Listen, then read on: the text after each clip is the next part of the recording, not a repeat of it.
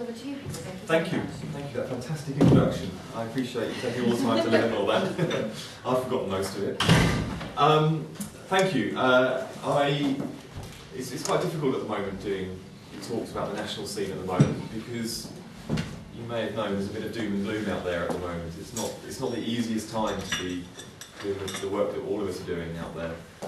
And that was brought home to me recently when I was asked just last month to go up to Birmingham. I was asked to speak to an organisation which is being spun out from the statutory sector, and it's going to form. It's going to be the latest charity. Actually, when it registers in this month, it's going to be in the top 20 charities in the country. And so a big statutory sector organisation is going to form a new charity. And they asked me to go and speak to their senior management team, which is about 120 people. It's a large organisation. It's going to be a very, very welcome addition to the voluntary sector. And when I turned up, I worked on the speech on the way up, my presentation, and it was about cuts, and it was about the problems with pensions, and it was about the problems with trying to understand what the big society agenda is about and how we grapple with it, and it was about some of the other areas that we're struggling with at the moment in the voluntary sector. It wasn't a particularly cheerful speech that I prepared, and then just before I was going on, I was sitting next to the chief executive of this organisation, or the person who was about to become the chief executive of this organisation, and he turned to me while the previous speaker was speaking, and he said, "Look," he said, "this lot are a bit shell-shocked at the moment, and they're a bit shaken by all of the changes and the changes in all the rest of it. We're really looking to you to do an upbeat, inspirational speech about how brilliant it is in the voluntary sector, so they can all sort of like start looking forward to it." And I was sitting there looking at my notes, thinking I've got 3 minutes now to suddenly just think of something really inspirational to say to these people. So that's kind of my way of just saying at the moment that, when you're doing these kind of presentations, it's quite tough, but it'd be crazy for me to come out here and say to you guys who are all working in the front line that everything is absolutely brilliant at the moment in the voluntary sector, because it's not. There are a lot of challenges out there, and organisations the length and breadth of the country are reporting to us about some of those challenges. That doesn't mean that it's all terrible for us and there aren't opportunities for us to do very well. And it doesn't mean, just because we're operating in a very tough environment, that there aren't things that we can do in our organisation to make sure that we prepare our organisations for it, and that we are ahead of the curve, and that we're providing services that are first rate, and that we're building the kind of relationships that are going to see us through, and that we're preparing our organisations internally to weather the kind of storms and the battering that the weather's doing to us externally, because we can. And in that regard, we're very similar to every other organisation in every other sector who are all having to undergo quite profound challenges as well. So I thought that I would just talk about a couple of things with you. Firstly, I'll just talk about the cuts, because it's always the elephant in the room, and we just have to kind of get it out of the way. And then I thought I'd talk about governance, because I think we underestimate the importance of governance in our sector and just how important it is to our performance. And then I just thought I'd just pass on a little bit of the advice that we're giving to our members and that we're picking up, and we're just communicating to all of the people. Now, for people who don't know who Akido is, which I suspect is quite a few of you, we are the Association of Chief Executives of Voluntary Organisations. We represent the leader of charities. There's about 2,000 people who lead charities up and down the country. For those of you who might have heard of us, you might have heard that we stick up for the professionalisation of the sector, which we do.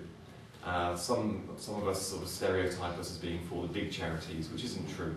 More than 50% of our organisations, our members, have a turnover of less than 5 million, and about 40% of our members have a turnover of less than 1 million. So, whereas we do represent the majority of the big charities, the bulk of our members are actually small organisations who operate up and down the country. And there's been a big shift of our membership outside of the South East and London towards the regions in the north, which is something I'm particularly proud of, and I've been putting a lot of effort into since I started work here, which was 4 years ago last week. So, let me just give a summary of the cuts and the scale of them, because there's one thing about the cuts that I'll come to in a second that many of us are overlooking because of what we're going through.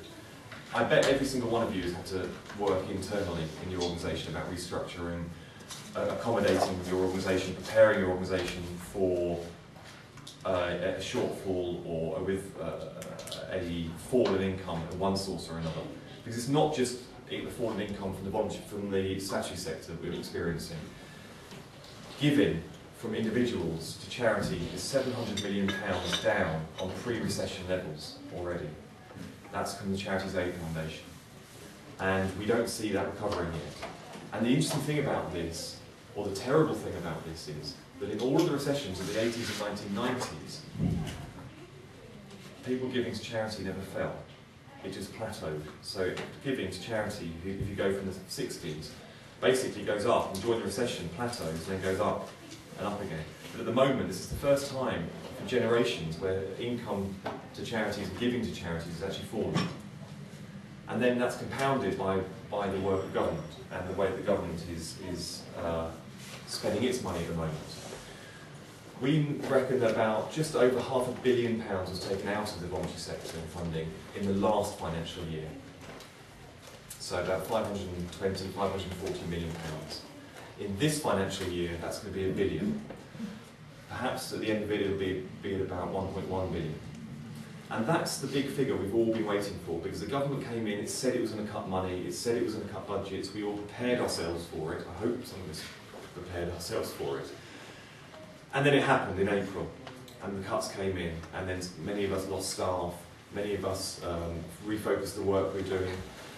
And a really worrying thing that I'm hearing now is from members and people who work with charities saying, we've survived the cuts. You know, we've restructured, we're now looking forward. And I say, but next year we're going to get another £1.1 billion, and it's going to be another £1.1 billion the year after. And that's what we have to bear in mind. Many of us who went through some really painful changes in the last year are going to go through it again next year and the year after. And the thing that's worrying for us that we have to be aware of about this is that many charities got away by cutting all the fat that they had. So anything that was slightly peripheral, they got away with. Whether they were spending money on PR, they cut it. If they're doing extra communications work, it was cut.